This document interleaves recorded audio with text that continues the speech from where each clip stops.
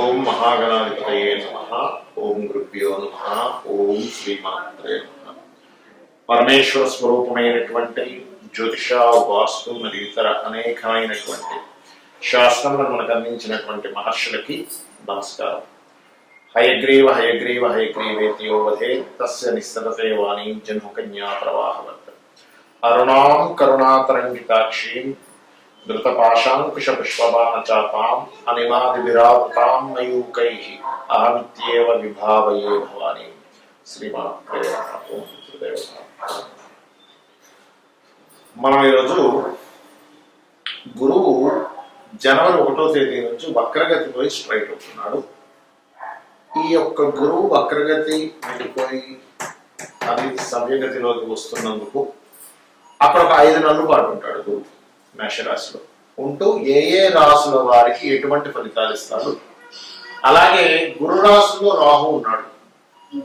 ఈ గురు రాశుల్లో ఉన్న రాహు గురుచండాల యోగాన్ని ఏర్పరిచినందుకు ఎటువంటి ఫలితాలు జరుగుతాయి. అక్కడ గురుచండాల యోగం జరుగుతూ ఉంటే ఇక్కడ కేతువు కన్యా రాశిలో ఉన్నాడు.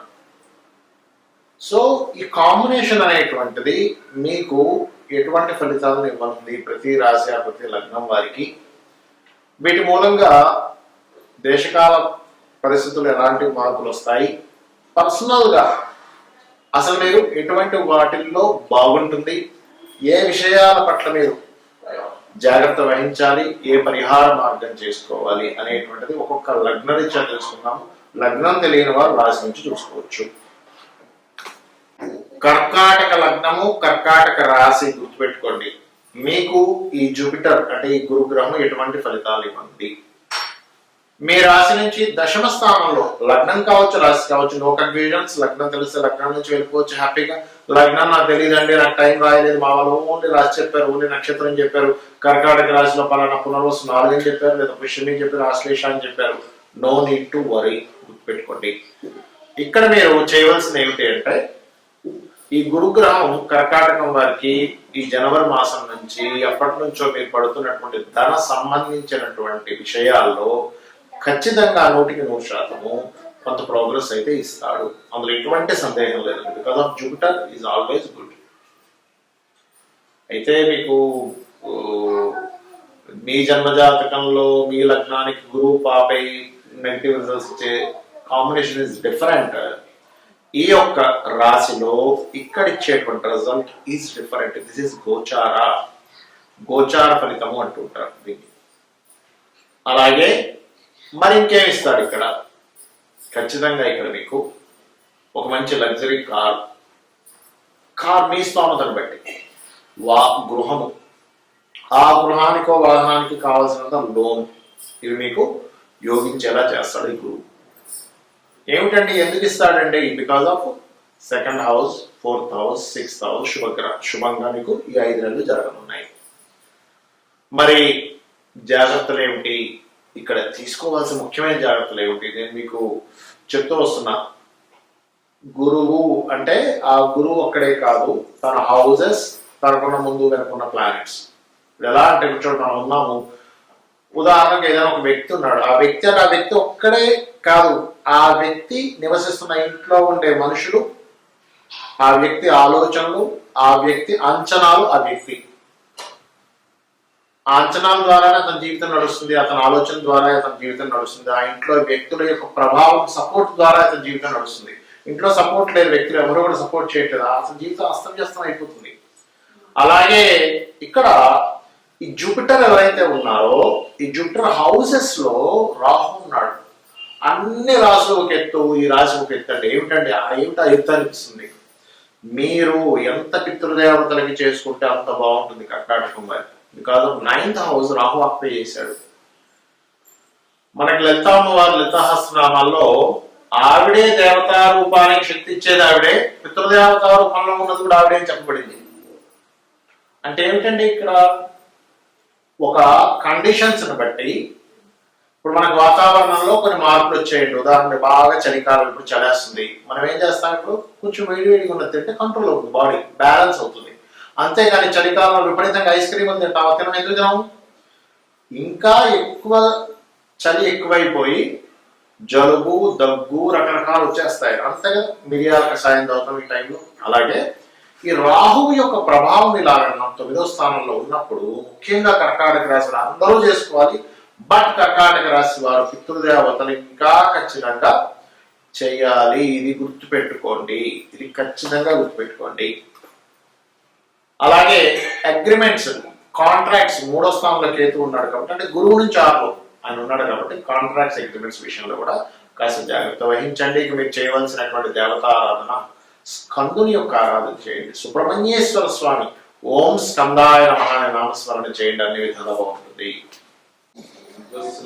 మరి ఈ గురువు మేషంలో ఉన్నందుకు, రాహు మీనంలో ఉన్నందుకు, కేతువు కన్యారాశిలో ఉన్నందుకు దేశకాలమాన పరిస్థితుల్లో ఎటువంటి ఫలితాలు వస్తాయి చూసుకున్నట్లయితే, ఇప్పుడు మనం డిసెంబర్ మాసంలో చెప్పుకుంటున్నాం. జనవరిలో రాబోయేది ఎటువంటి వస్తాయి అంటే, కొత్త వైరస్లు విజృంభిస్తున్నాయని, కొంచెం అలర్ట్గా ఉండాలని. ఎందుకంటే ఈ గురువు ప్రజెంట్ అయితే వక్రగతిలో ఉన్నాడు. స్ట్రైట్ జనవరి 1 నుంచి అవ్వబోతున్నాడు.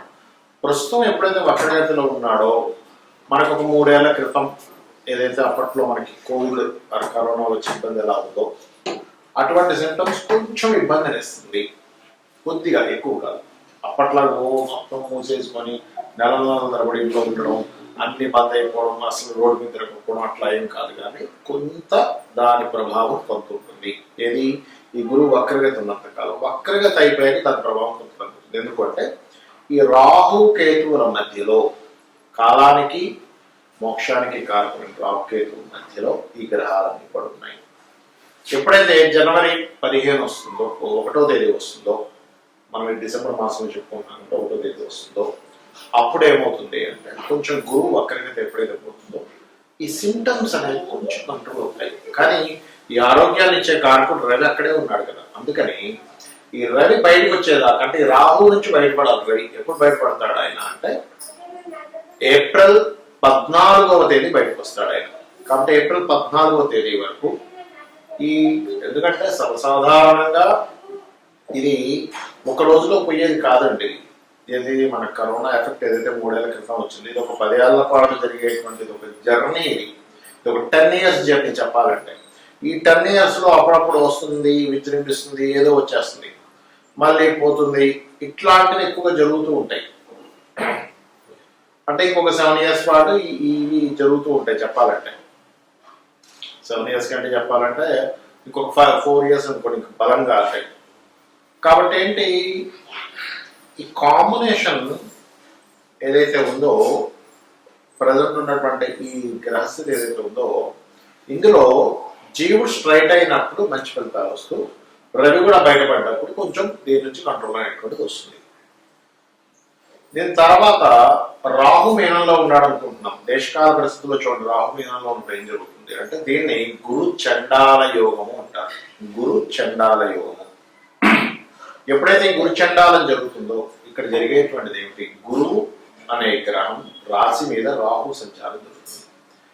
దీనివల్ల కొన్ని రకాల, అంటే ఏ ప్రొఫెషన్స్ లో అయితే వాళ్ళు జాగ్రత్తగా ఉండాలనేటువంటి సూచిస్తుంది పర్టికులర్ గా. ఎవరు అంటే పర్టికులర్ గా పాయింట్ నెంబర్ 1, ఈ గురుత్వ సంబంధించిన వృత్తుల్లో ఉన్నటువంటి వారు. గురుత్వ వృత్తులు అంటే ఇక్కడ లాట్ ఆఫ్ సెక్టార్స్ ఉంటాయి. ఇందులో ఒకటి ఈ గురుత్వం, అంటే ఎవరికైనా గైడ్ చేసేవాళ్ళు, పౌరహిత్య రంగాల్లో ఉన్నటువంటి వారు, ఈ జ్యోతిష రంగాల్లో ఉన్నటువంటి వారు కూడా చాలా జాగ్రత్తగా ఉంటారు. అలాగే లాయర్లు, జడ్జిలు, ఈ లాయర్లు జడ్జిల విషయంలో కూడా చాలా జాగ్రత్తగా ఉండాలి. అంటే వీళ్ళు కూడా కొంచెం జాగ్రత్తగా ఉండాలి. అండ్ టీచర్స్, కన్సల్టెన్సీ సెంటర్స్ వారు, కన్సల్టెన్సీస్ నడిపేటువంటి వారు. ఎందుకంటే ఈ గురురాశిలో రాహు ఉన్నాడు. It's most powerful combination. ఇది బాగా అర్థం చేసుకోండి. కాబట్టి వీళ్ళు జాగ్రత్తగా ఉంటారు. మరి గురువు అంటే కేవలం వీళ్ళేనంటే మిగతా మనుషులు కాదంటే ఖచ్చితంగా మనకి నాడీ ఆస్ట్రాలజీలో చెప్తుంది ఏమిటి అంటే, గురువు అంటే జీవుడు. ఈ జీవులు మీద రాహు సంచారం జరుగుతుంది. అందుకే చూడండి, ఎవరైనా జాతకం తీసుకున్నప్పుడు గురు రాహులు కలిస్తే గురుచండాల యోగం ఉందండి అంటారు. అంటే ఇప్పుడున్న కాలమాన పరంగా గురుచండాల యోగానికి చంద్రుడు కనుక కలిస్తే వాళ్ళు విదేశీ యోగాలకు వెళ్తారు. అంటే విదేశాల్లో జీవించడం జరుగుతూ ఉంటుంది. అయితే మరి ఈ కాంబినేషన్ ఎట్లా తీసుకోవాలి, అసలు దీని నుంచి బయటపడ్డాం ఎట్లాగా, ఈ కాంబినేషన్ మనకి ఏం చెప్తుంది, అలాగే కేతు 6లో ఉన్న కేతు ఏం చెప్తున్నాడు అంటే, కన్యారాశిలో ఉండే కేతు ఏం చెప్తున్నాడు అంటే, కన్యారాశిలో ఉండే కేతు వెరీ క్లియర్గా దేశకాలమాన పరిస్థితుల్లో ఏం చెప్తున్నాడు, మనం ఇప్పుడు ఇండియాలో ఉన్నాము అండ్ హైదరాబాద్లో ఉన్నాం కాబట్టి ల్యాండ్ హౌస్లో ఉన్నాడు కేతు వెళ్ళి, కాబట్టి ల్యాండ్స్ విషయంలో ఏమి కంగారేం పడకండి, ఒక సంవత్సరంన్నర వరకు కొంచెం స్టెబిలిటీగా ఆగుంటాయి రేట్స్ అవి కూడా చూపిస్తుంది. అలాగే ఈ రాహువు ఇక్కడ ఉన్నందుకు అందరూ కూడా దేవతా అనుగ్రహంతో పాటు ఖచ్చితంగా గుర్తుపెట్టుకోండి, ఖచ్చితంగా పితృదేవతలు చేసుకోవాలి. అదేవిధంగా మనకి కలియుగంలో కలౌ చండీ వినాయక అంటారు, అంటే చండీని వినాయకుడిని ఎక్కువగా చేసుకోవాలండి కలియుగంలో. అంటే గణపతి యొక్క ఆరాధన, అదేవిధంగా చండీ పారాయణము ఇవి గనక చేసినట్లయితే ఈ కాలంలో ఉన్నారు చూసారా, ఈ కాల సర్పము ఉన్నటువంటి అధిక గ్రహాలు కాలంలో ఉన్నప్పుడు ఈ కాలంలో జరిగే విపత్తుల నుంచి జీవులు కాపాడబడతారు.